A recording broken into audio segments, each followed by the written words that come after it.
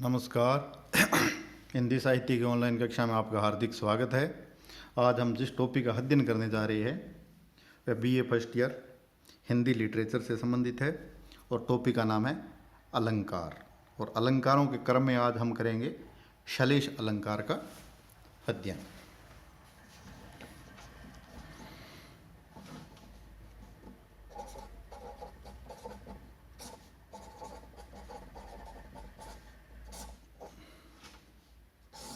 श्लेष अलंकार, श्लेष का अर्थ होता है चिपकना। ठीक है, अर्थात ऐसा अलंकार जिसमें एक ही शब्द हो लेकिन अर्थ अलग अलग हो। तो वहाँ कौन सा अलंकार होता है? श्लेष अलंकार।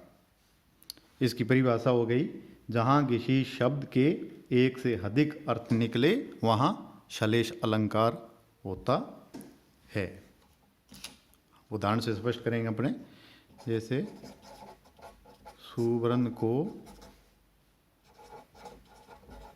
ढूंढत फिरे कवि कामी चोर। तो यहाँ शब्द एक है सुवर्ण और इसका अर्थ अलग अलग है। कवि के संदर्भ में इसका अर्थ है अच्छे शब्द, सुवर्ण यानी अच्छे वर्ण।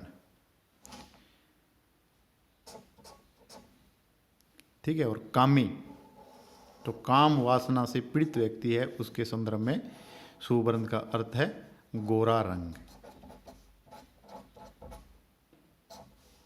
और चोर के संदर्भ में इस शब्द का अर्थ है, सुवर्ण का अर्थ है सोना। तो यहाँ पर क्या है? शब्द एक है सुवर्ण और सुवर्ण के कितने अर्थ निकले हैं? 3 अर्थ। तो यहाँ पर कौन सा अलंकार हो गया? यहाँ पर श्लेष अलंकार हो गया। इसी तरह इसका एक दूसरा उदाहरण है, रहीमन पानी राखिए बीन पानी सब सून, पानी गए न उबरे मोती मानस चून। तो यहाँ पर शब्द क्या है? एक पानी।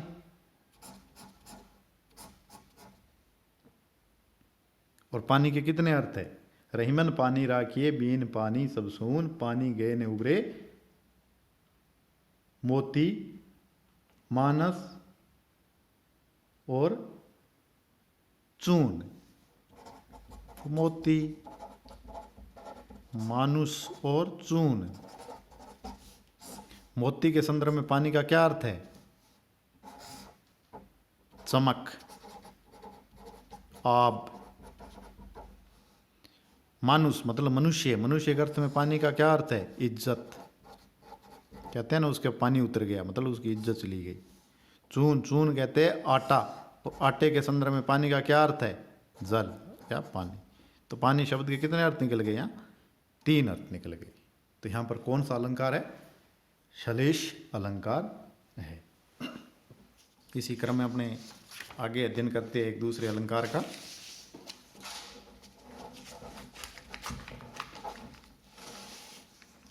वक्रोक्ति अलंकार।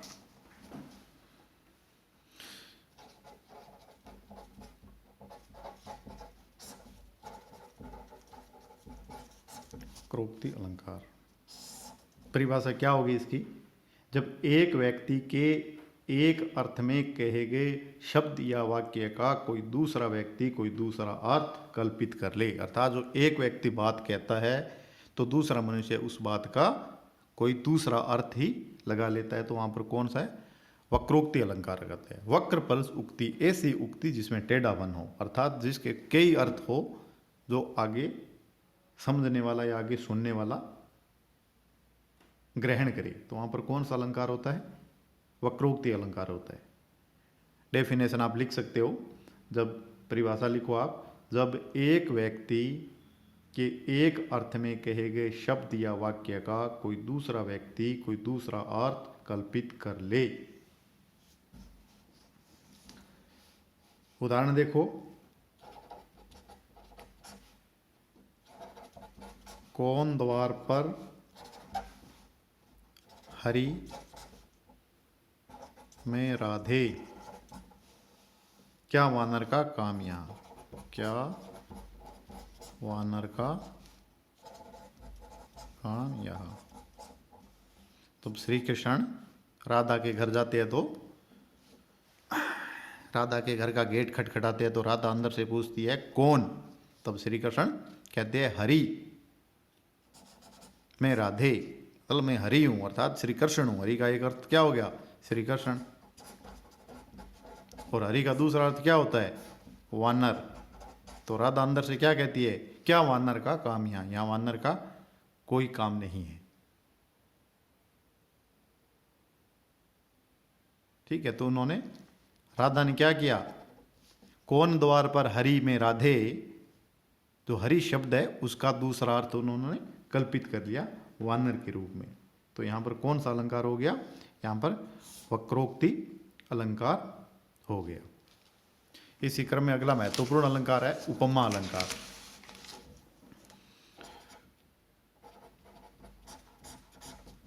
उपमा होती है तुलना या समानता। ठीक है, इसका अर्थ होता है एक वस्तु को दूसरी वस्तु के समान बताना। परिभाषा आप नोट कर सकते हो, जहां किसी वर्णित या प्रस्तुत या उपमेय वस्तु की उसके किसी विशेष गुण, क्रिया, स्वभाव आदि की समानता के आधार पर किसी अन्य मतलब अप्रस्तुत वस्तु से समानता स्थापित की जाए तो वहाँ उपमा अलंकार होता है।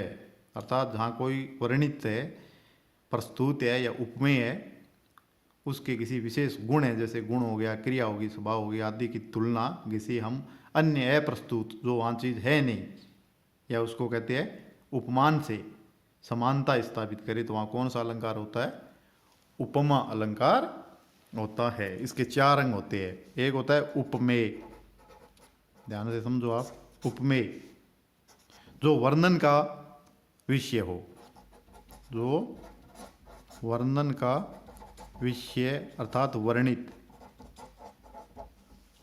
या कह सकते हैं जिसकी तुलना करनी हो, जिसकी तुलना करनी हो। दूसरा होता है उपमान, जिसके साथ तुलना करनी हो, जिसके साथ तुलना। इसको उपमेय को प्रस्तुत भी कहते हैं। इसको क्या कहते हैं, प्रस्तुत। और इसको क्या कहते हैं, अप्रस्तुत। वाचक शब्द होता है बीच में जोड़ने वाला, ज्यों त्यों, ये वाचक शब्द हो गए। और साधारण धर्म, इसका एक साधारण धर्म क्या हो गया, गुण, क्रिया और स्वभाव। तो चार हो गए इसके, पहला उपमेय, दूसरा उपमान, तीसरा वाचक शब्द और चौथा साधारण धर्म। ठीक है, किसी भी अलंकार में जब ये चारों अंग हो तो उसको कहते हैं पूर्ण उपमा, पूर्णोपमा अलंकार। और चारों में से कोई भी एक लुप्त हो तो उसे कहते हैं लुप्त उपमा अलंकार। देखो अब, मुख कमल के समान सुंदर है, उदाहरण देखो, मुख कमल के समान सुंदर है। ठीक है, तो यहां पर क्या हो गया, उपमेय क्या है, मुख। तुलना किसके साथ की है, कमल के साथ, तो ये क्या हो गया, उपमान के समान, ये हो गया वाचक शब्द। सुंदर हो गया उसका साधारण धर्म। सुंदरता क्या है, साधारण धर्म। तो यहां पर क्या है, चारों अंग आ रहे हैं, तो ये पूर्ण उपमा अलंकार है। ठीक है, दूसरा देखो, मुख कमल जैसा है, तो यहां पर उपमेय क्या आ गया, और उपमान ये हो गया कमल, मुख हो गया उपमेय या प्रस्तुत, और कमल है वो हो गया उपमान या अप्रस्तुत। ठीक है, ये हो गया वाचक। लेकिन यहाँ साधारण धर्म, सुंदर, सुंदरता या कोमलता, वो शब्द नहीं आया। मतलब साधारण धर्म क्या है इसमें, लुप्त है। तो ये लुप्त उपमा अलंकार है, लुप्तोपमा अलंकार। इसको हम कह सकते हैं।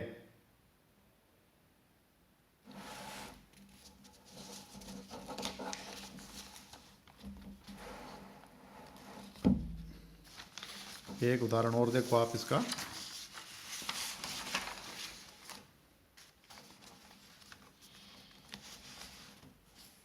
पीपर पात सरिस मन डोला। पीपर पात सरिस मन डोला।